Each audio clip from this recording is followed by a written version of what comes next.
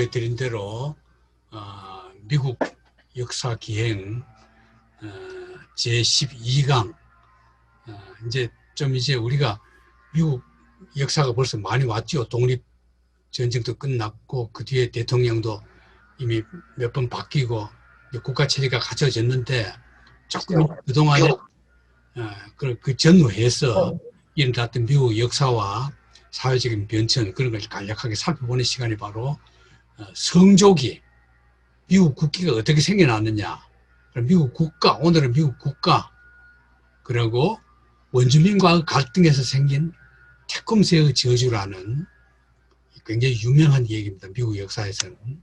여러분도 처음 들으면 미국에 대해서 잘 모르시는 거예요. 이런 얘기를 흥미 위주로 해보겠습니다. 먼저 미국 나라 이름. 미국 나라라는 이름이 United States of America, 이게 현재의 명칭입니다. USA. 보통 United States, US 이것만 써요. A는 아예 아메리카는 잘 안 씁니다. 그리고 때로는 스테이트라는 말로도 쓰고, 연방공화국인데 50개주로 되어 있다. 연방공화국 아주 특이한 제도입니다. 자, 아메리카라는 말의 어원은 이건 여러분도 다 알고 계시는 겁니다. 아메리고 베스푸치, 피렌체 출생으로 신대륙 탐험에 참가했고, 콜럼버스가 2차, 3차 항해 때 배만 건조하다가 나중에는 자기도 가고 싶어서 돈 벌어가지고 1497년에서 1503년 사이에 신대륙으로 몇 번 왔다 갔다 합니다. 그러다가 1505년에 스페인 시민이 되어서 신대륙 무역관장 통상원이 돼요. 그래서 1508년에 통상원 수석 항해사로 다시 아메리카주로 가게 됩니다. 이때 갔다 와서 책을 2가지 써요. 이게 뭐냐면은 첫째는 신세계, 두 번째는 4번의 항해에서 새로 발견된 육지에 관한 아메리카 베스푸치의 서한, 이걸 씁니다. 여기서 이제 이 4번째, 4번의 항해에서 쓴 이 육지에 관한 서한, 여기서 아메리카라는 말 나오게 됩니다. 이게 이제 2번째 낸 책이죠. 이 책에서 이게 아메리카 베스푸치입니다. 발견자이자 정복자, 특히 어디? 남미, 브라질. 이 사람이 거의 다 돌아다녀요. 남미 이상. 이게 처음 왔을 때 이건 이제 상상으로 보고 그림을 그린 겁니다. 알레고리입니다. 신세계에서 이 스트라다누스라는 화가가 그린 건데 베스푸치가 자고 있는 원주민을 깨운 겁니다. 깨우니까 이 원주민이 아무 부끄러움 없이 그냥 깜짝 놀라는 거예요. 어떤 이상한 괴물이 왔나 싶어가지고 그걸 이제 상상을 그린 겁니다. 이게 아메리카 베스푸치의 기념상이고 콜롬비아에 있는 겁니다.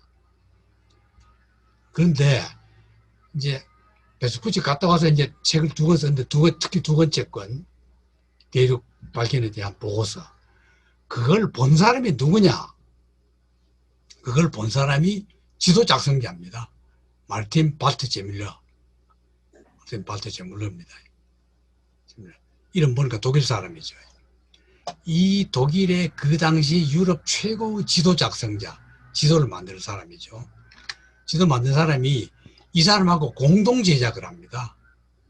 공동 제작하는데 이링메는 인문주의 시인이에요. 발트제뮬러하고 같이 이 대륙을 어떻게 할까 하다가, 당신이 처음 갔다 온 사람들은 많지만은 그냥 신대륙이라 그랬어요. 아메리카 붙이자. 당신 이름 따가지고 아메리카 하자. 이래서 이 책에 쓴 겁니다. 요걸 그대로 이 사람들이 그걸 보고, 그 보고서를 보고 지도를 하나 만들어요. 지도는 이제 처음 만든 겁니다. 그 신대륙에 대한 지도를. 그 세계지 인문에서 아메리카로 호칭했습니다. 이건 이제 지도를 만든 사람이 이 2 지도 작성자들이 한 겁니다. 그 제물하고 그 둘이가 잉맨하고 둘이서 처음으로 이 말을 썼단 말이죠. 이 말을 그냥 코인한 겁니다. 만들어낸 겁니다. 만들어냈는데 이게 지도입니다. 거의 정확해요. 이거거든요. 이제 갔다 와서 보고서 쓴 거. 보고서를 보고 그대로 지금 이거까지는 다 기존의 유럽 학자들이 이런 지도가 있었단 말이에요. 거기다가 이렇게 집어넣은 겁니다. 거기서 여기 아메리카라는 말 나오죠. 아메리카. 이게 세계 지도에 나타난 첫 중남미 대륙. 이게 이제 아메리카입니다. 자, 그 다음에 이 지도와 그 보고서, 아메리코 베스푸치 그 보고서에 바탕한 그 보고서와 지도, 그게 이제 널리 알려져요. 알려지니까 1776년, 이때는 아직 식민지 때입니다. 7월 4일이 이제 독립선언을 한 날이니까. 76년 1월 2일 아일랜드 출신, 조지 워싱턴은 부관이자 검열관입니다. 에스콰이어, 스테픈 모엘란. 이 워싱턴의 부관이 변호사에게 보낸 편지에서 full and ample powers, ample이라는 것 풍성하다, 넉넉하다 아닙니까? 그러니까 full도 가득 찬 거죠. 이 아메리카의 권력이 충분히 다 반영되는, 여기서 이제 United States of America, 이게 효시입니다. 이 워싱턴의 부관이 변호사에게 보낸 편지에서 공개된 게 아닙니다. 처음으로 United States of America. 아직도 독립도 안 했거든. 독립선언서도 발표 안 한 지경이야. 물론 독립전쟁을 하고 있을 때죠. 이럴 때야. 이래 한 것이 공식 문서로는 석 달 뒤에 버지니아 가제트 신문에다가 익명을 수필해서 이걸 그대로 써요. 이거 공개돼 버린 거예요. 이래서 이게 오늘은 미국 공식 명칭 됐단 말이에요. 그러고는 지금 6월에 토마스 제퍼슨이 독립선언서 초안해서 6월에 초안해서 이제 7월 4일에 독립선언서가 공개되잖아요. 선언되잖아요. 거기서 유나이티드 스테이트 오브 아메리카, 이걸 토마스 제퍼슨이 독립선언서 초서 쓰면서 대문자를 씁니다. 그러나 나중에 독립선언서에서는 Unanimous Declaration of the 13 넣어요. 13개 주. United States of America. 13개 주 연합국가. 이렇게 넣습니다. 그럼 1777년에 합병, Confederation. The style of this confederacy shall be the United States of America. 말하자면 이 여러 주, 13개 주의 그 연합이 바로 United States of America다. 이렇게 공식 문서로 딱 이렇게 해버립니다. 초기 국기거든요. 이게 영국 식민지 때입니다. 1775년까지 미국 비공식 국기예요. 그럼 이거는 이게 13개입니다. 빨간 거 하나, 둘, 셋, 넷, 다섯, 여섯, 일곱, 여덟, 아홉, 열, 열하나, 열둘, 열셋. 당시 13개 주입니다. 그리고 이거는 영국 국기예요. 영국 국기는 묘합니다. 이게 이제 원래 영국이 세 나라로 구성되어 있는 거거든요. 잉글랜드, 지금 런던에 있는 잉글랜드. 그 다음에는 스코틀랜드. 그 다음에는 아일랜드. 아일랜드가 아니라 웨일즈. 그 다음에는 아일랜드. 크게 나누면 네 덩어리예요. 그러나 아일랜드는 다 영국 영토가 아니고 독립된 아일랜드 국가가 있기 때문에 크게 나누면 잉글랜드, 스코티시, 웨일즈. 이 영국 큰 지방으로 나누면 세 지방으로 나눕니다. 영국을. 그러면 이제 이 웨일즈는 일찌감치 잉글랜드에 병합돼 버립니다. 그럼 스코틀랜드는 지금도 독립하자고 설치잖아요. 아주 거셉니다. 스코틀랜드. 응? 종교도 다르고, 종교도 뭐 영국 나라가 된 뒤에는 성공회 믿긴 믿지만은 스코틀랜드는 장로교가 더 세요. 아일랜드는 완전히 그 가톨릭이고 그렇거든. 그러니까 이게 영국을 나타내는 거고, 이게 스코틀랜드, 그리고 흰거, 보자. 이게, 어쨌거나 이게 웨일즈는 빠져버리고, 어쨌든 영국 첫 깃발은 십자가였어요. 빨간 거. 그거 있다가 이제 스코틀랜드하고 연합하면서 이게 들어갑니다. 이거 이렇게 딱 십자가에다가 고표한 거, 이게 들어가고, 그 다음에 아일랜드가 들어감으로써 아일랜드는 흰 색깔로 나타내요. 영국 깃발 기억나죠? 흰 색깔은 뭐냐? 이게 청색이거든. 처음에는 이게 하얀색이었다가 나중에는 영국 깃발이 청색이 돼요. 이거는 빨간 걸 하고 바탕은 청색이 되는데, 그럼 이렇게는 붉은 걸로 하고 바탕은 청색이고 흰 걸 요대로 놔뒀거든. 흰 걸 요대로 살려놨잖아요. 이게 아일랜드예요. 이런 식으로 해서 딱 나타내는 영국 깃발이거든. 그러니까 식민지니까 영국 깃발 놔두고 영국의 식민지로 13개주가 있다. 이걸 나타내는 거죠. 야, 그러다가 이제 독립을 하면서 이제 성조기가 성립되거든. 스타스 앤드 스트라이프스입니다. 미국 국기가 나오거든. 또 한 자는 프란시스 홉킨스라는 아마추어 작가, 작사자, 정치가 재능이 많죠. 2차 대륙회의의 위원이었고, 독립선언서에 서명했고, 화폐, 지폐, 돈, 수표, 국기 등 모든 그 국가 관련 도안은 이 사람이 다 했습니다. 프란시스 홉킨스가. 그 영국 풍자 우위 작품, 영국을 풍자하는 독립운동파니까 유쾌한 이야기, 필라델피아 주둔 영국군 야유 풍자하는 시로 통전쟁. 이 태그가 통입니다. 통전쟁. 이건 뭐냐면은 이런 거예요. 유쾌한 이야기는 난 잘 모르겠고, 통전쟁은 영국 배들이 이제 독립군들, 대륙군들 처부수려고 배를 타고 오거든. 그러니까 여기서 대책이 없어요. 그러나 지금처럼 어뢰도 없고 이럴 때입니다. 그러니까 통에다가 화약을 집어넣어가지고 그걸 바다에다 둥둥 띄워놔버려요. 그럼 그게 이제 영국 배들이 와서 들박으면은 황 터지게 장치를 해놓고 하는 그 얘기입니다. 그게 얽힌 얘기. 근데 이제 작전대로 안 돼요. 왜냐면은 영국 배들이 오다가 방향을 바꿔버립니다.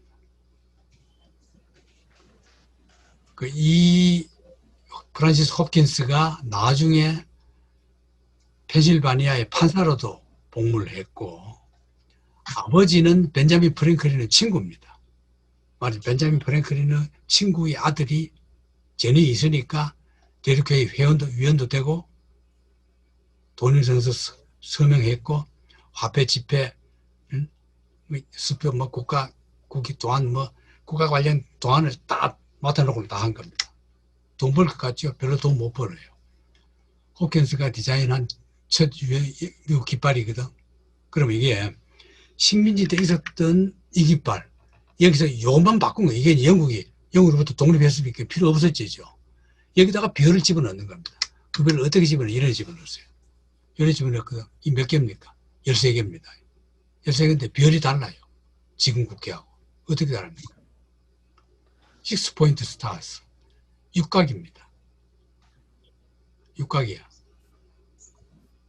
지금 미국 국기에 나오는 별이 몇 각인지 기억나요? 잘 모르죠? 오각입니다. 육각에서 각 하나 떼버렸어요. 왜냐하면 별 그리면 우리 다 이렇게 그려버리거든. 그럼 오각이 돼요. 육각 그리려면 어려워요. 이게 미국의 첫 깃발, 독립 후 첫 깃발입니다. 홉킨스가 만든 중에서. 자, 이걸 1777년 7월 4일 의회가 정식으로 국회로 채택을 해버려요. 그럼 전쟁할 때는 이빨 뜨고 전쟁하는 거예요. 컨텐츠를 마린 커미티, 해군위원회에서 이걸 결의해버립니다. 홉킨스는 이 커미티에 있었어요. 해군위원회 심의할 때. 이때 깃발을 채택했고, 체어맨 오브 네이비 보드, 이 해군회의 의장이 마린 커미티에 있었다. 오늘은 시크레터리 오브 네이비, 지금식으로 말하면 해군성으로 해당된다. 그래 만들어 놓고 나니까 나중에 국세도 뭐 도안요로 국세 등 국세 등 어쨌든 국가 관련 이 모든 걸 다 이 친구가 다 했거든. 하고 난 뒤에 돈 내놔라. 돈 그 액수가 얼마냐? 쿼터 캐스크 와인 포도주 쿼터 캐스크 같은 뭐 그 얼마나 큰 건지 모르겠는데 포도주 큰 이런 그걸 가지고 이제 내놓으라고 하니까 했다가 나중에는 좀 억울하거든. 그 돈으로 내놔라 그걸. 그러니까 사람들이 좋다 뭐 그 정도는 줘야 된다. 지불하려는데 의회가 부결해버려요. 그 왜 그랬느냐? 이때 이미 이 사람이 의회 의원으로 봉급받고 있었어요. 그럼 봉급 받으면서 국가를 위해서 한 일인데 너한테 별도로 돈 줄 필요 없다. 한 번도 못 받았습니다. 20만 이랬어. 독립 초기. 그래서 이 다섯 개죠. 다섯 개를 바꿔가지고 처음에는 이렇게 배열을 했다가 나중에는 원으로 이렇게 배열을 합니다. 13개 주 때 내렸거든. 그러면 이제 주가 늘어날 때마다 별이 숫자가 늘어나요. 그러니까 이래 하니까 모자라거든, 공간이. 이러니까 어떻게 하느냐.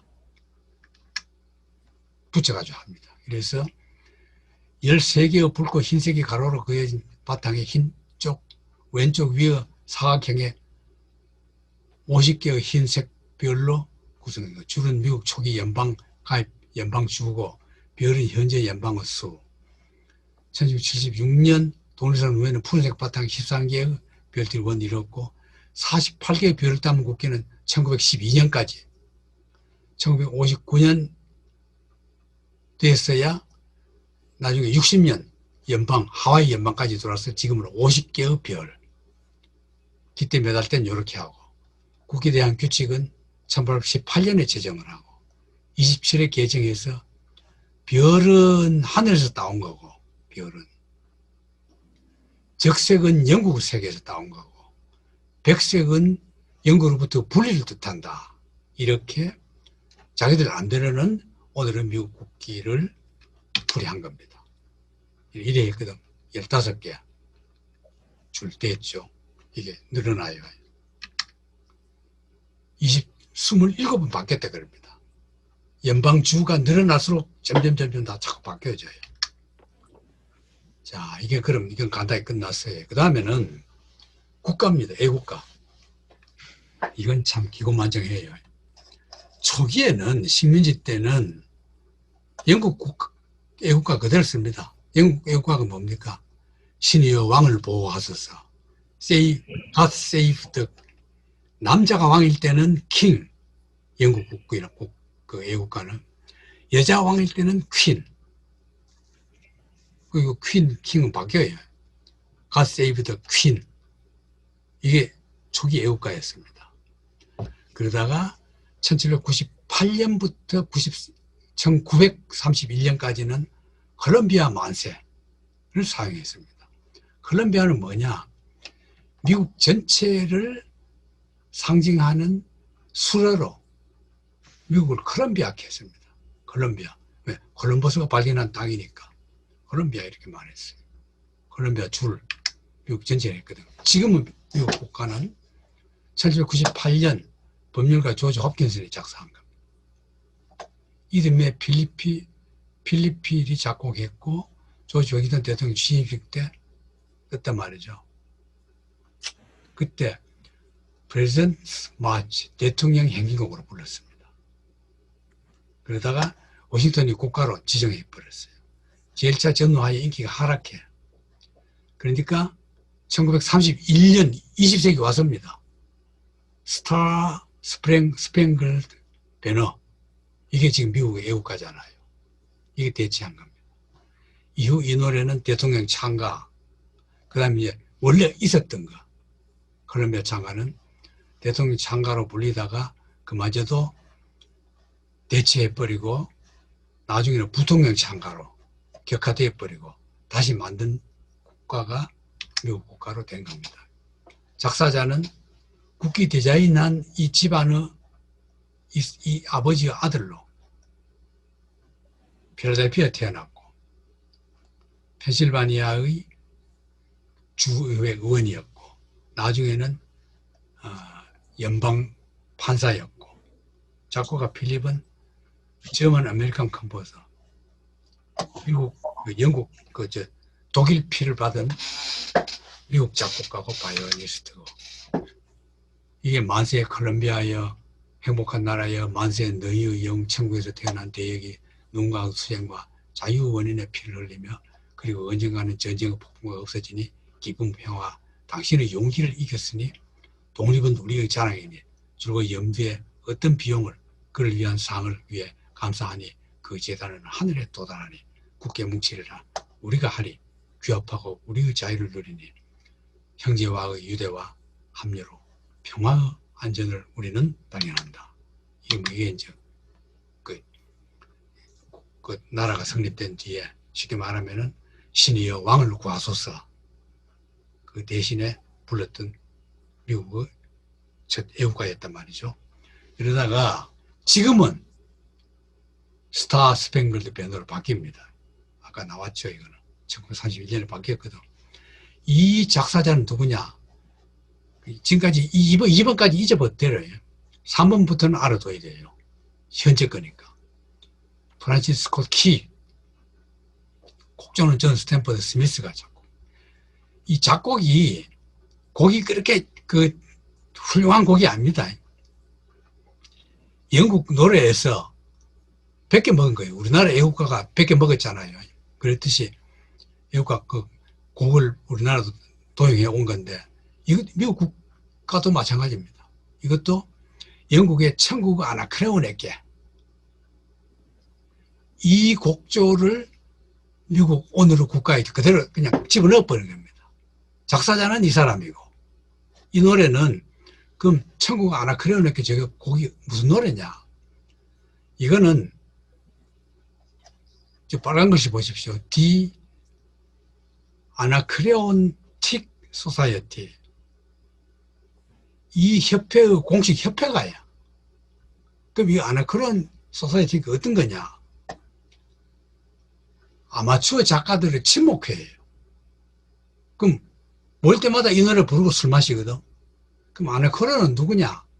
고대 그리스 술과 사랑의 서정 시인이에요. 그러니까 그 술과 그 여자를 좋아하는 이 서정 시인의 노래니까 시가 다 그런 거거든. 그럼 이 작곡가 협회는 아나크레온을 좋아하는 사람들이 모인 작곡가들이에요. 연과 비슷한 술집에 가서 띵까띵까 할 때 부르는 노래에 맞는 그걸로 미국 국가에다 곡을 붙여버린 겁니다. 여러분, 이건 지금 치면 나오거든요. 그 유튜브에서 To Anacreon in Heaven 치면 나옵니다. 곡 들어보면 미국 국가하고 비슷해요.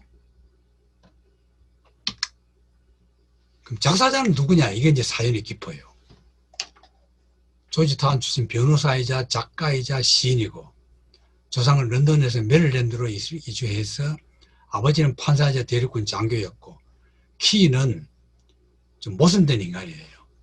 해방 노예의 아프리카 송환을 위한 미국 식민지 협회에 참여했고, 노예 해방운동 반대자를 변호했고, 노예도 소유하고, 어떻게 보면은 진보적인 노예 해방론자 같은데 지는 그냥 그대로 다 하고, 뭐 이런 좀 인간입니다. 작곡가는 그냥 교회 오르가니스트에다가 바하 악보 수집가로 유명한, 뭐 지가 작곡한 것도 아니에요. 우리나라 아랫게 비슷하게 그냥 갖다가 그냥 도용해가지고 써먹은 거죠. 지금 고가입니다. 그러면 이제 작사자가 중요합니다. 이 작사자가 딱 이 가사를 쓰고 난 뒤에 작곡가가 나중에 붙은 거거든. 이 작사가 이제 사연이 있는 거예요. 이게 뭐냐면은, 이 가사는 디펜스 방어잖아요. 포트 맥켄리입니다. 맥켄리 그렇게 표기해요. H 발음 안 하고 원래 여기 C거든. 여기 C가 들어가지고 포트 맥켄리 그래 발음합니다. 이 맥켄리라는 미국 독립군들의 방어 요새가 있어요. 그 요새의 방어를 위한 시를 쓴 것이 원래 이 작사자의 시 내용이에요. 영국과 전쟁 때 일어난 거예요. 이미 독립을 한 뒤에 영국과 그 전쟁할 때 일어난 게 바로 이 일입니다. 독립전쟁 때라고 확 착각하지 마세요. 미국 국가는 독립전쟁 때 만들어졌다. 그건 틀린 거예요. 독립전쟁 때는 이런 노래 없었어요. 없었고, 독립된 한참 뒤에 이런 일이 벌어집니다. 이게 이제 무슨 내용이냐, 이걸 알려면은, 이게 이제 다 뭐 그럴 건데, 그걸 지금까지 내가 얘기한 걸 설명한 거고, 이 깃발이나 이런 건 다 지금 스미소니안 그 박물관에 가면 다 잘 보관되어 있다는 얘기고, 가사는 이건 이제 여러분 다 아는 거니까 넘어갑니다. 가사는 다 넘어가고, 5절, 여기다가 또 5절까지 붙여가지고 5절까지 넣었어요. 완전히 그냥 싸움하는 얘기입니다. 왜? 싸움할 때, 전쟁할 때니까. 이게 뭐냐? 영미전쟁입니다. 이게 이제 지금 우리가 하는 시대거든. 그러면은 이 전쟁 이름을 영미전쟁, 미영전쟁, War of 1812. 영국에서는 아메리칸 워 다 달라요. 근데 보통 우리나라 미국 역사가들은 영미전쟁 이렇게 불러요. 1812년 6월 18일 미국이 영국에 선전포고했고 32개월 동안 전쟁합니다. 이때 바로 이 오늘의 미국 국가, 미국 애국가 가사가 나왔다. 그 얘기입니다. 왜 싸웠을까? 이미 미국이 독립했는데 왜 싸웠을까? 이게 미국의 제임스 메디슨 제4대 대통령입니다. 3대까지는 영국하고 그런 대로 잘 전쟁 안 하고 잘 지내오다가 갈등 없이 지내오다가 갈등이 많았어요. 왜냐하면 영국 뺏겨놓고 아까우니까 자꾸 찝쩍거려요. 와서 이거 뺏어 먹으려고 하고 이거 뺏어 먹으려고 하고 저 땅 뺏어 먹으려고 하고. 영국이 포기 안 합니다. 일본이 우리나라에서 물러갔지만 포기 안 하듯이 독도부터 탐내듯이 영국도 마찬가지예요. 막 하나씩 탐을 내는 거예요. 그때마다 갈등이 생기는데 1, 2, 3대 대통령까지는 이 대통령들이 상당히 인격과 품위가 있어가지고 영국을 잘 달래가지고 전쟁을 안 하고 봉합을 했어요. 왜냐하면은 아무리 독립전쟁에서 미국이 이겨도 영국은 여전히 세계 최강국이거든. 그 전쟁하면은 독립 금방 한 미국이 힘들어요. 국력이 쏠려. 이렇게 전쟁을 피해왔는데 제임스 메디슨은 3대 자기 선배 대통령보다는 조금 품격이 떨어져요. 품위가. 못 참고 그냥 전쟁해버린 거예요. 자기도 전쟁 안 했으면 싶은데 막 전쟁하자는 또 이 나라 국가의 여론이라는 게요. 갈립니다. 아무리 좋은 정치를 해도 다 갈려요. 막 전쟁하자고 막 하니까 하는 거예요. 근데 왜 했느냐 하면 이런 겁니다. 이 대통령 자체가 영국에 대해서 적대감이 있었어요. 영국이 1812년 여러분 1812년 가면 무슨 때입니까? 어떤 때예요? 유럽이 어떨 때입니까? 나폴레온이 러시아를 침공한 해지요. 그건 우리 러시아 문학기행 할 때 차이콥스키 1812년 그 다음 토스토이 전쟁과 평화 할 때 1812년 다 했죠. 바로 그 1812년. 그러면 유럽이 어떨 때입니까?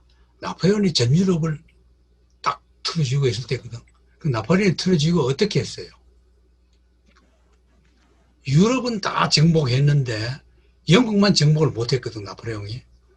이러니까 대륙 봉쇄령을 내립니다. 영국은 해군이 강하기 때문에 프랑스가 도저히 못 이겨. 나폴레옹은 육군 전무인데 해군하면 프랑스가 깨져요. 그럼 대륙 봉쇄령 내려가지고 영국을 경제적으로 조인 거예요. 근데 이게 실패하거든. 안 돼요. 그 넓은 바다를 밀수하는 걸 어떻게 막습니까? 그러니까 미국도 마찬가지예요. 미국도 대륙 봉쇄를 해버리니까 상당히 지장이 많아요. 가다가 괜히 프랑스 배들 공격도 받고 이런 거예요. 이럴 때 영국이 프랑스행 미국 선박들 납포합니다. 왜냐하면 이때 미국은 영국 편도 아니고 프랑스 편도 아니에요. 그러니까 장사할 수 있거든. 그럼 프랑스에서 장사하고 영국에서 장사하고 이러는데 영국이 저 유리한 장사는 놔두고 프랑스에 미국 배가 가니까 화가 나거든. 그래서 미국 배 선박들 납포해요. 그러니까 미국으로서는 수출에 타격이 오는 거예요. 그래서 갈등이 생깁니다. 이게 이제 그 당시 유럽 상황이거든. 대륙 봉쇄령. 1806년에 베를린에서 선포했거든, 이걸. 이 나폴레옹 전쟁하면 통상 1803년부터 15년까지 나폴레옹 집권한 뒤부터 몰락할 때까지 이 나폴레옹은 그렇게 큰 권력을 가지고도 왕위에 있으면서 전쟁만 한 거예요. 그 정상이 아니죠. 왜 전쟁만 합니까? 이때 유럽 상황 전부 나폴레옹 패입니다. 다 점령한 거예요. 이거 보십시오. 지난 거는 프랑스의 직접 통치하에 들어졌고, 옅은 거는 프랑스 위성국 및 점령지고, 프랑스 사람들이 가서 다 총독 노릇을 한 나라예요. 아니면 왕이 되거나. 희미한 거는 프랑스에 의해서 대륙 봉쇄에 강제 참여한 전체잖아. 못한 거는 여기 포르투갈하고 영국하고 유럽밖에 안 남아요. 이런 상태였다. 이걸 이제 좀 더 자세히 하면 이런 건데, 이거는 뭐 다 보면 알겠죠. 저 빨간 점선 이게 이제 대륙 봉쇄령입니다. 이태리부터 그냥 쭉 포르투갈만 못한 거예요. 다 해버려요. 이럴 때 1807년 이제 일이 벌어집니다. 지금은 이제 미국 수출함들이 프랑스로 가려는 걸 영국 배들이 막 방해해가지고 뺏기거나 공격받았다. 화가 나 있어. 미국의 상인들이. 화가 나 있는데 1807년에 버지니아주 노folk, 버지니아 해안에서 영국 전남 레오포드호 이 배가 미국 프리게트함 체사피코 여기다 그냥 쏴버려. 영국도 참 무지막지하죠. 미국 해안에 미국 가까운 데서 미국 배를 그냥 공격해버린 거예요. 그러니까 이 미국 배가 버지니아 근해에서 영국 군함 정선 명령 거부하고 포격받아가 여러 선을 사상했거든. 그 원인은 뭐냐? 이때 영국 해군들은 미국 부근에 오면 탈영해버립니다. 왜? 영국 뭐 맨날 전쟁만 하고 안 좋거든. 근데 미국 보기에는 좋아. 전쟁도 안 하고. 이미 이때 영국 해군들이 미국 근해까지 와 있다는 거는 먹을 것도 없고 배도 고프고 막 시달릴 때입니다. 역병도 걸리고 막 그럴 때거든. 그 값을 탈영해버려. 그럼 탈영한, 영국 해군에서 탈영하면은 미국은 웰컴이야. 받아줘버려요. 그런데 미국 전남 레오포드호에서 보니까 미국 프리기트함이 있거든.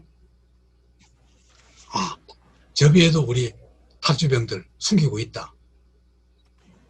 그리고 공격한 거예요. 실제로 다 있었어요. 공격하니까 미국이 일방적으로 당한 거죠. 이게 이제 체사피크 공격당한 미국 배입니다.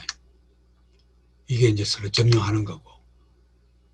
이런데 이제 이거는 이제 그동안에 3대 제퍼슨 때도 이건 이제 제퍼슨 때 일어난 거거든. 그 제퍼슨은 현명하게 그걸 전쟁 일어나지 않게끔 해결해버려요. 항상 막았어. 그러다 이제 임기 끝나고 메디슨이 대통령이 됐거든. 이 메디슨이 대통령 때가 1809년부터 17년까지야. 근데 전쟁이 12년에 선전포고 하잖아요. 이러니까 이때까지 계속 이렇게 영국과 맞자리 했거든. 이러니까 미국 상인들이 영국, 프랑스 통상 금지, 귀찮으니까. 영국 가면은 프랑스 배한테 공격받고, 프랑스 가면 영국 배한테 공격받고, 아예 두 나라한테 무역하지 말아라. 유럽 무역 못하게 해버립니다. 그럼 어떻게 돼요? 장사꾼들이. 유럽 무역 못하면 할 데가 어디 있어요? 없는 거야. 이래서 장사꾼들이 많은 지역, 상공업 지역 사람들은 강경해. 저 영국 저래가지고 안 된다. 그럼 나머지 영국 반대파도 또 있어. 영미전쟁 반대파도 또 있어. 이럴 때 특히 영국이 어떻게 하느냐. 이런 짓만 하는 게 아니라 영국이 이런 기회에 우리가 미국 땅을 조금 더 뺏자 하는 파도 있고, 일부에서는 이 기회에 우리가 빼앗겼던 식민지를 다시 돌아찾자 이런 파도 생깁니다. 이게 상당히 여론이 세요. 영국에. 영국 보수파들. 자기 보수를 모르는 보수파들이. 이래 그럼 우리가 미국을 다시 찾아가려면 제일 먼저 어딜 찾아야 되느냐? 카나다다. 그래서 영국이 카나다의 인디안을 선동했다. 미국의 변경지역을 유린하며 카나다 공격으로 영토 합병 요구를 합니다. 무슨 말인지 알겠죠? 영국이 인디안들에게 참 잘해줘요. 왜? 미국은 지금까지 가서 계속 원주민들을 죽이기만 했거든. 죽이고 약탈하고 땅 뺏고 이랬단 말이죠. 미국은 나쁜 짓만 하는 게 미국인들이다. 이게 인디언들이 원주민들이 가지고 있는 인상이야. 영국인들은 그럴 필요가 없거든. 그러니까 잘해주는 거야. 잘해줘가지고 카나다 그걸 피난을 많이 왔어요. 인디안들이.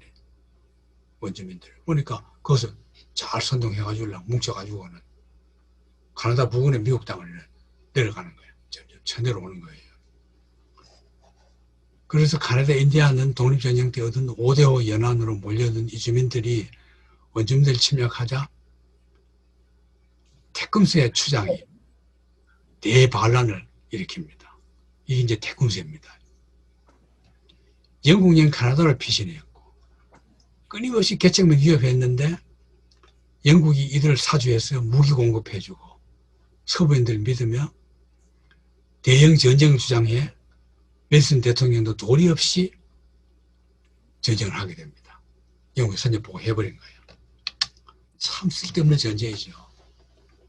이렇게 갈려요. 서부와 남부 토지 노리는 농업 세력은 전쟁 지지하고 땅을 뺏어야 되니까. 북동부와 중부 해안 상공업 세력은 전쟁하면 무역 아무것도 못해. 이래가지고 메디슨 대통령을 영미전쟁을 이 반전파들은 메디슨 대통령 전쟁이다. 우리 도와줄 필요 없다. 냉대합니다. 그러는데 전쟁 초기에 미국이 어떻게 하느냐. 제일 먼저 영국이 주둔하고 있고 노리고 있는 거점 카나다거든. 그 미국이 처음에 카나다를 집권해요. 카나다로 다 민병대를 모집해가지고 카나다로 쳐들어가요. 카나다에 있는 그 영국군을 없애버려야만이 대륙의 근거지가 없어지는 거예요. 안 그러면 영국은 배를 타고 상륙을 해야 되거든. 상륙은 어려워요. 상륙군 되기는. 그리고 카나다 쳐들어갔는데 이게요. 이 전쟁 나고 초기에 미국이 집니다. 자칫했으면 미국이 다시 식민지가 될 뻔했어요. 이 전쟁이. 1812년 전쟁이. 영국에. 계속 패배해요. 왜 패배하느냐. 미국은 독립은 했는데 아직까지 군대 체제가 안 갖춰 있어요. 그래서 이제 민병대를 모집했거든. 그 민병대 계약일이 90일이래요. 그 돈 주고, 돈 받고 군에 간 거야. 갔다 그때 딱 되면은 90일 딱 계산해서 안 되면 와버려요. 그런데 이 전쟁사가들이 얘기 들어보면은 미국 중부는 남쪽에서 카나다까지 가는 데만 한 달 걸린대요. 그럼 가서 준비한 동안에 한 달. 싸우려 가면 이제 한 달밖에 안 남은 군인들이 싸우는 거야. 그럼 막 지치고 막 춥고 뭐 전쟁하기 싫은 거예요. 탈영해버려요. 근데다가 90일, 이 90일 나중에는 이 주민들이 바람거에 쓰여가지고 장교들 말도 안 들어요. 바람거에 쓰여가지고 90일은 우리가 집에 가는 데까지 이 날짜가 90일이다. 우리 식으로 계산하면은 90일이 돼야 군에서 제대를 시켜주는 거거든. 근데 미국 사람들은 그렇게 생각 안 하고, 이 민병대들은 집에까지 도착하는 게 90일이다. 우리가 계약한 거는. 집 떠난 날부터 계산해가지고. 집에 가야 90일 세우는 거예요. 그러면 가는데 한 달이니까 2달이면 제대해야 되는 거예요. 그럼 무슨 계산인지 알겠죠? 이 전쟁이 되겠어요? 안 됩니다. 근데 결국은 둘 다 힘들어해요. 영국도 힘들어하고. 그랬는데 1814년에 강화조약으로 근데 이제 이렇게 이제 전쟁이 질질 끌어가는데 이 나중에는 굉장히 위험하게 가요. 그 영국군이 계속 승장구해가지고 워싱턴까지 뺏깁니다. 워싱턴을 50일 점령해 있어요. 영국군이. 그래도 미국 민병대가 반격도 못해요. 그리고 그때 이제 백악관도 타고 국회도 타고 국회의사당 장소도 없어지고 이랬거든요. 그래가지고 백악관이 왜 백악관인 줄 압니까? 이때 불태우고 영국군이 불태우고 백악관을 불태워서 물러갔어요. 나중에 이긴 뒤에 영국군이 물러갔거든. 물러갔는데 그 얼음을 없애려고 흰칠을 했대요. 흰칠이 그때부터 흰집 화이트하우스. 그래서 화이트하우스가 된 거예요. 원래는 그냥 야유조로 적국한테 뺏겨가지고는 불탄 집. 그러니까 화이트하우스 이래 부르다가 나중에는 그게 그 모멸적인 그 뉘앙스가 없어지고 그냥 대통령이 사는 집으로 해서 그야말로 존경하는 집으로 이름 변형된 거지. 실제로는 야유조로 붙여진 백악관. 그러니까 백악관입니다. 그러니까 그 의미를 알겠죠. 그랬고 이때 영국군은 어떻게 작정했냐면은 정말로 미국을 완전히 먹기 위해서 다시 자기 식민지를 만들기 위해서 영국 장군들이 막 승장구합니다. 보수파 장군들이 승장구해서 그럼 이제 영국 입장에서는 워싱턴 백악관만 점령하면은 미국 대통령이 와서 막 항복할 줄 알았는데 그 나폴레온이 러시아 쳐들어갔을 때하고 똑같습니다. 모스크바 쳐들어가도 꼼짝도 안 했잖아. 러시아 황제가 사절단도 안 보내고. 그리고 나폴레옹 결국 제풀에 물러간 거거든요. 영국도 마찬가지입니다. 워싱턴 점령했는데도 와서 항복도 안 하고 사절단도 안 보내고 협상하자는 소리도 안 하는 거예요. 그럼 이때 이제 영국이 어떻게 생각하냐. 우리도 나폴레옹처럼 미국 대륙을 봉쇄하자. 땅덩어리가 크기 때문에 물자가 많다. 그러니까 대륙을 봉쇄하려면 어떻게 하느냐.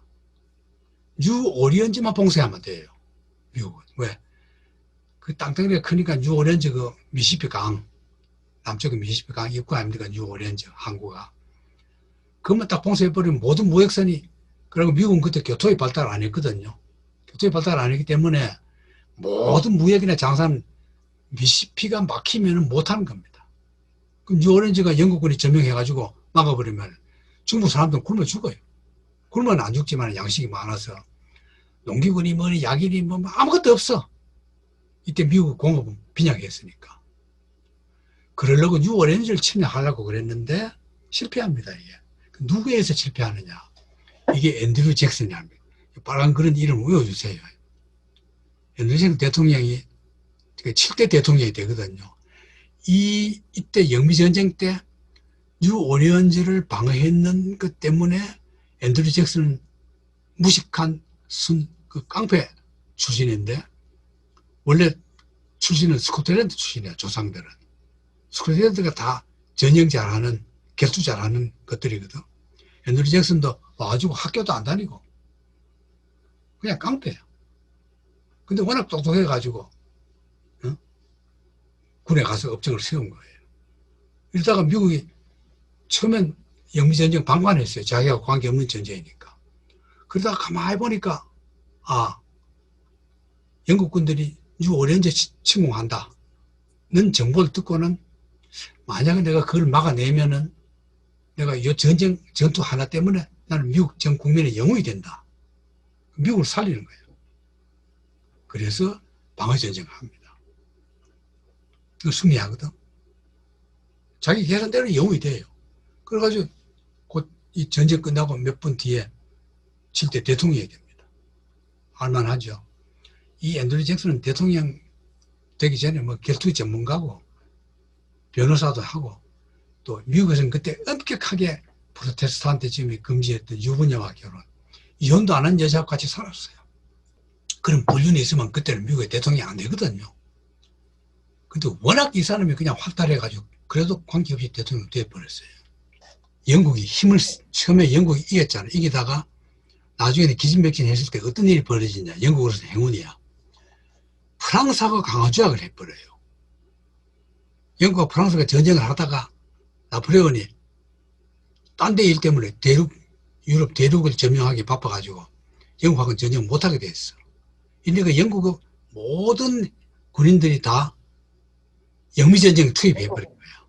그러니까 영국 군들이 대거 미국으로 몰려온 거예요. 이래 불리한 거죠. 그래가지고 이제 영국 군들이 차제 미 대륙을 도로 찾자, 식민지를 만들자 그랬거든. 근데 이제 이때 이런 일이 생긴 겁니다. 이제 딱 감이 오죠. 자, 이랬는데 이런 일련의 전쟁 중에 어떤 일이 벌어지느냐. 요걸 이제 이건 소설을 쓴 소설 얘기고, 이제 미국 국가 작사자 스콧 키는 이 영미전쟁 중에 체사피크 만에서 포로교환 석방 교섭차 영국을 방문합니다. 영국 나라로 가는 게 아니라 영국 배. 그럼 영국은 대륙은 불안하니까 포로를 잡으면은 다 미국 포로들을 영국 배에다 가둬놔요. 근데 이제 영국 포로도 많거든요. 그러니까 서로 포로 교환하자. 교섭차 영국 이 배로 가요. 토넌토로. 이 배로 가서 교섭이 끝났어요. 끝나고 이제 뭐 매치 교환하고 매치 주면 우리도 매치 준다. 장학금 매치에 쫄병 매치 준다. 교섭이 다 끝나가지고 좋다. 그렇게 하자 하고 가려고 하는데 영국군이 안 보내줘요. 왜 안 보내주느냐. 그 배에 오랫동안 협상하면서 보니까 영국군은 동향을 다 알게 된 거야. 이 셉상파들이. 그럼 그게 가면은 마치 영국군의 첩보가 미국군에게 알려지게 되잖아요. 그러니까 요 전투 끝날 때까지 이 사람 보내지 말아 이렇게 하죠. 협상파인데 안 보내고 영국배에 갇혀 있어요. 영국배에 갇혀 있는 동안에 어떤 일이 벌어지냐. 이 해안에 있는 영국 여러 그 전투함들이 이걸 공격합니다. 미국의 대륙에 있는 체사피크에 있는 저 섬이거든요. 거기에 있는 미국의 기지, 그걸 공격합니다. 이게 그거거든. 이 공격하는데 이 이건 토난토 역사입니다. 이게 참 유구한 역사가 있어요. 프랑스 배에다가 넬슨 영국 제독이 뺏어왔다가 나중에는 또 에집트 전투에까지 동원됐다가 트라파가도 전투됐다가 영국이 뺏어와서 영미전쟁에 동원됐던 배. 여기서 이제 봅니다. 영국 막 군함들이 맹렬하게 포격하는 거야.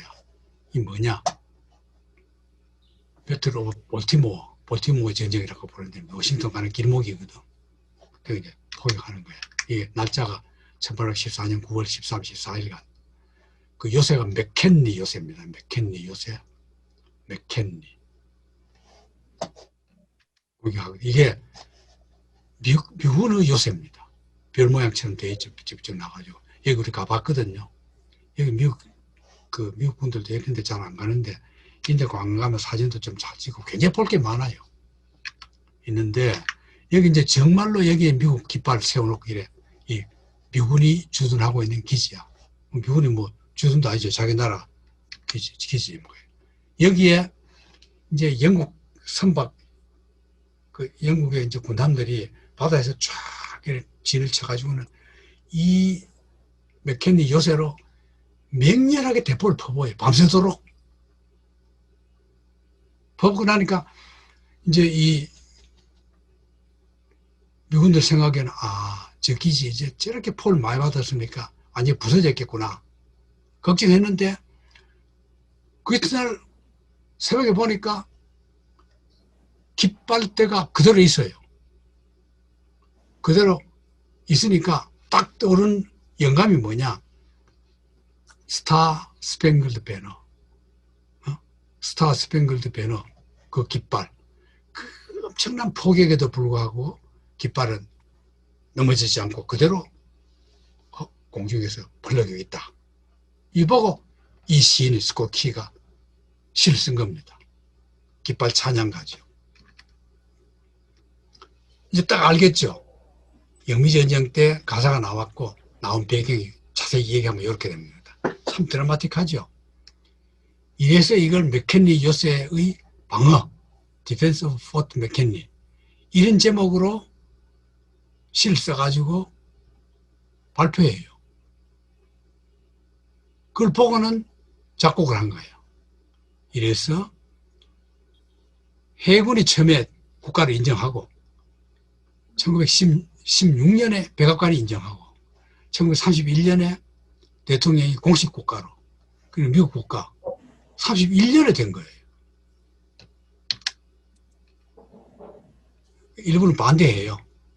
반대하는데 그냥 다 그대로 오케이 하기로 이랬거든. 이렇게 이때 이제 협상을 했거든. 전쟁하니까 결국 영국이 이 나라 빼지도 못한다. 미국도 영국 완전히 굴복시키기는 어렵다. 협상하자. 이래서 협상 간단해요. 전쟁 이전 상태로 그대로 돌아가자. 딱 끝내버립니다. 아무것도 서로 잃고 덕본 거 없이 다 본전치기로. 그 왜 전쟁했어요? 미쳤죠. 이게 이제 메디슨 대통령 때 전쟁입니다. 이거는 인디안들 문제거든. 지금부터 이제 인디안 문제가 나옵니다. 이제 테쿰세 얘기가 나와요. 이 테쿰세라는 지도자가 하늘을 가르는 표범, 쇼니족입니다. 인디안 중에 쇼니족인데 이 영미전쟁 때 영국 편을 들었어요. 근데 그냥 영국 편 드는 게 아니라 이 테쿰세가 원주민 중에서는 제일 유명한 지도자입니다. 인물이 나온 거예요. 그야말로. 이 테쿰세거든. 오하이어주 피쿠바 출생으로 온타리오 테임스 전투에서 전사했어요. 이 테쿰세인데 이 테쿰세가 동생도 유명한 전사예요. 그걸 했는데 이 형과 동생이 힘을 합쳐가지고 우리 인디안들이 살려면은, 우리 원주민들이 살려면은 서로 나눠져가지고 있을 때 아니라 다 연합해야 된다. 연합을 합니다. 6개 부족연합, 나중에 9개 연합해가지고 막강한 힘을 가지고 있었어요. 그 막강한 힘에다가 거주지역도 공동구역으로 해가지고 무적이야, 무적. 쳐들어가면 다 그냥 그 정도로 잘했거든. 잘했는데 결국은 동생이 죽어요. 동생이 전투한 뒤에 이건 이제 나중에 그 원주민하고 협상하는 그림으로 그린 거고, 이게 동생 죽은 티피카노 전투 동생이 이제 여기 죽어요. 이렇게 미군에 의해서 죽는 겁니다. 자, 이거 그 전제인데 어쨌거나 태금새가 이게 얼마나 위대하냐면은 미군 포를 잡거든. 미군 포를 잡으니까 그 원주민들은 그냥 화가 나니까 미군 죽이려고 그래. 죽이려고 하는데 태금새가 못 죽이게 해요. 죽이지 말아라. 이거 막 인디안들이 미국 사람 죽이잖아. 죽이지 말아라. 저들도 우리 잡으면 죽인데 우리도 저들 죽이면 우리도 똑같다. 죽이지 말고 그냥 살려줘라. 그게 태금새입니다. 이런 겁니다. 근데 이 사람이 죽은 뒤에 기념공원 여기 나도 못 가봤는데 여러분 미국 계신 분들 꼭 여기 기억하셨다가 한번 가셔서 이 카나다에 많거든요. 이거 카나다 영역입니다. 제임스 배틀이라는 게 태금새 뭐 전투 이건 나도 자세히 몰라요. 기념비 있는 데인데 이 사람이 이제 유명한 게 왜 유명하냐면은 그리고 이제 왜 미국 사람들과 그렇게 원수가 졌느냐 하면은 인디아나 주지사 해리슨 이 나중에 대통령이 됩니다. 구대 대통령이 돼요. 인디아나 주지사 인디아나라는 게 인디안들이 있던 땅을 뺏은 거 그런 뜻이거든. 인디아나 가는 게. 이 사람이 주지사 때 사기로 태금새 땅을 다 뺏깁니다. 산다 해놓고 뭐 계약서도 보니 다 사기야. 그 뺏겼어요. 그러니까 이것들 못 믿겠다. 이래서 이제 원수가 됩니다. 원수를 완전히 그냥 미국인들은 못 믿는 것들 원수를 지게 됩니다. 이랬는데 이게 이제 이 사람 연설입니다. 이 연설이 명문이에요. 우리는 이 땅에 이미 오랫동안 살았다. 그렇게 살면서 우리 당신들이 없었단 말이야. 근데 당신들이 와가지고 왜 오래 살던 우리 땅 뺏어가느냐. 이래서 땅의 경계를 지어버리라는 말 대신에 선생님, 당신은 당신 나라로 되돌아갈 자유가 있습니다.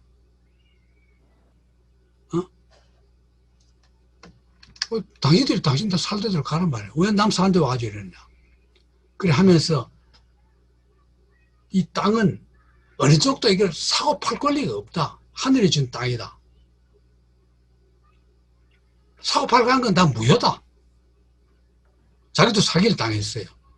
사기 당해가지고 뺏겼거든. 그 태금새가 생각할 때는 인간 만유 땅이야.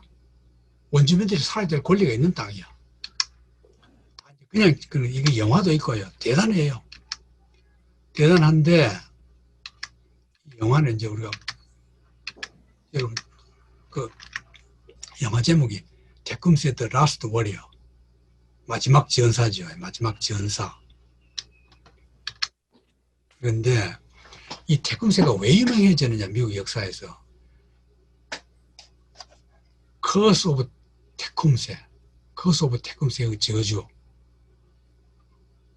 태금새의 저주라는 수러가 있습니다.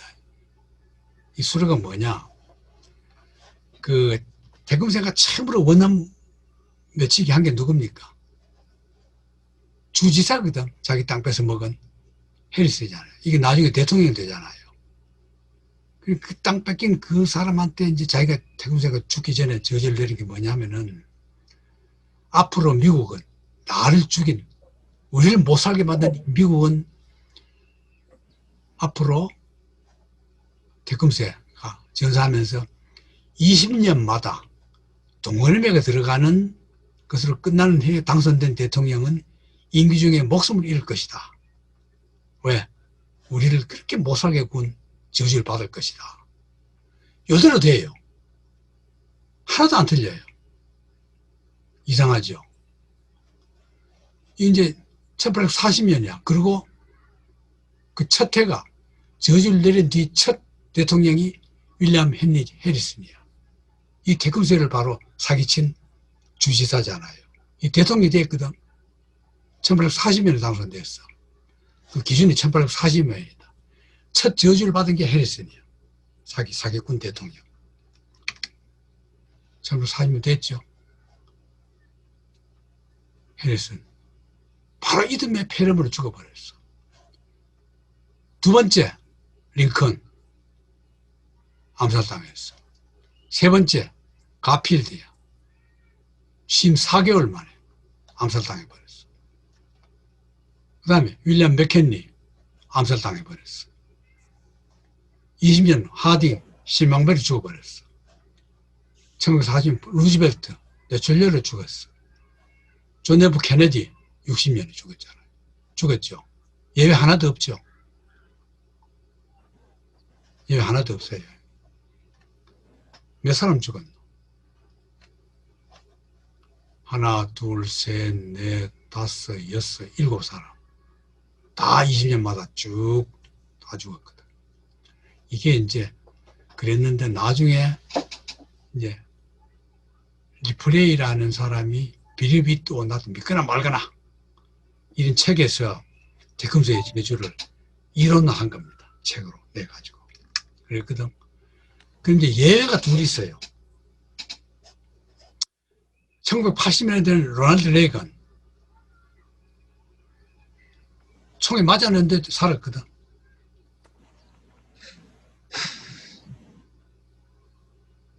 왜 살았냐? 원주민들에게 온건 정책을 폈대요, 레이건이. 그 다음에 두 번째, 2000년 당선된 조지 부시 두 번 죽을 고비를 당해요. 브리첼 과자 알지? 이 둥글둥글한 과자들. 목에 걸려 의식이 잃었지만 살았고, 연설 중에 30m 거리 수단 투적 불발했고. 이때 뭐냐? 의술이 하도 발달해가지고, 이미 그 현대의학이 저주를 이겨버린 거예요. 말은 이제 그래 해요. 그런데 이 해당된 예에 당선 안 된 1804 예외가 하나 있어요. 미국 역대 대통령 중에 임기 중에 죽은 사람은 다 테크니스의 저주에 해당되는 해고, 나머지 대통령은 그럼 어떻게 되느냐? 테크니스 저주가 틀렸다고 입증하려면 다른 대통령이 그래 임기 중에 죽었다고 반증이 나와야 되거든. 근데 나머지 대통령 중에는 임기를 못 채운 게 하나밖에 없대요. 그게 누구냐? 테일러예요. 제거리 테일러. 1848년에 됐거든. 그럼 그때 동그라미 없어. 근데 이것도 임기 못 채우고 죽어요. 이듬해. 당선되자마자 그 이듬해 죽어버렸거든. 왜 그러냐? 이 대통령은 그 첫 저주받은 해리스 있죠. 이 해리스가 인디안 토벌 때 참여할 때 거기 같이 참여했대요. 태금세를 직접 저주한 그 연배, 그 토벌 때 들어갔던 지휘관이에요.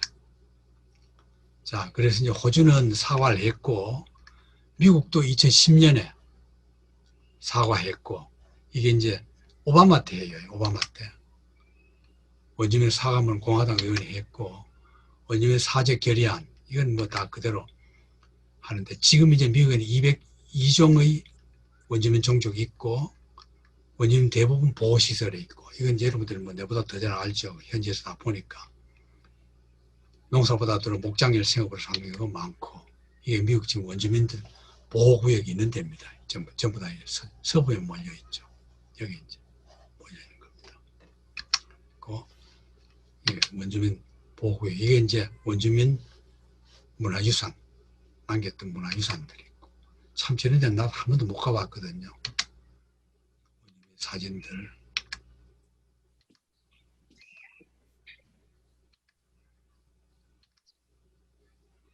이 여자는 식민지 시대 때 원주민으로 제일 먼저 영국인하고 결혼한 여자입니다. 원주민 출신으로. 이게 이제 포카혼타스 하는 이 여자거든. 이 여자가 이렇게 결혼해가지고 존 롤프라는 영국의 귀족하고 결혼해가지고 영국까지 가요. 존 롤프가 그냥 선전을 위해서 이 여자를 데리고 가가지고 영국 귀족들한테 다 인사시키고 그 하는 겁니다. 그래서 이 여자도 아주 잘 살았어요. 그런데 결국은 그 병 걸려가지고 돌아오지도 못하고 영국에서 죽어버렸어요. 이거는 미국에서 처음으로 원주민 출신 의사가 된 여자. 그 다음에 처음으로 체로키 여자로 국회의원 된 여자. 이거는 원주민 출신으로 올림픽에서 5종 경기, 10종 경기에서 금메달을 딴 원주민 출신. 하원 당선된 여자들. 상원 당선된 원주민 중 하나. 보호구역 행사. 이건 다 이제 축제 구경거리입니다. 인디안 보호구역 가야 돼. 이게 이제 지금 보면은, 나도 미국에서 원주민들을 어떻게 하느냐는 거는 현지는 못 가봤고 카나다에서 가봤어요. 카나다에도 이런 데가 많거든요. 미국하고 똑같은 모양이에요. 근데 되게 보면은 빠진코 같은 걸 관리하도록 줘가지고 다 타락한대요. 일거리를 안 해주고 그런 걸 줘서 그냥 놀고 먹도록 해주는 거예요. 그러니까 다 알코올 중독자가 되거나 마약 환자가 되고 그러다 결국은 빠진코 주지도 못하고 다 그걸 또 팔아먹고 나가고 하는. 쉽게 말하면 고사작전이라 그래요. 고사작전. 시민권 있어도 뭐 그대로 되지도 않고 주와 연방정부 투표권까지 허용했거든요. 24년부터. 그래도 뭐 그런 거 할 줄도 몰라요. 원래는 이제 미국에서 지금 이제 초기에 200만 명 추정하거든요. 이건 내가 볼 때는 이건 거짓말이고 그 학자에 따라서 200만 내지 1800만 그 넓은 땅에 200만만 있었을 리가 없어요. 몇 백년 동안에. 그 원주민들이랑 인디오들이라는 거는 밥 먹고 애 놓는 것밖에 할 일이 없는데 사냥하고 애 얼마나 많이 낳았겠어요. 물론 이제 위생 상태가 나빠서 많이 죽었죠. 그러나 뭐 이보다는 더 많았다고 생각하고 다만 이제 미국 학자 입장에서는 원주민 숫자가 적어야 미국의 악랄성, 미국의 비인도성이 줄어들어요. 와, 1800만 죽였다. 얼마나 미국이 욕먹겠어요. 그럼 뭐 히틀러보다 적잖아. 그래서 난 미국 학자들이 자꾸 줄이고 있기 때문에 미국 학자 말을 믿어서는 안 된다고 보는 게 내 입장입니다. 산림지대 인디안들, 이런 게 이제 인디안들이 지금의 상황 딱 갇혀서 산다는 거. 보호구역에서. 지금은 그런데 이제 변호사도 있고 국회의원도 있고 석박사도 수석하고 나왔다는 겁니다. 자, 이상으로 여태까지 미국 전체 상황을 했고 다음 주에 여러분 많이들 나오십시오.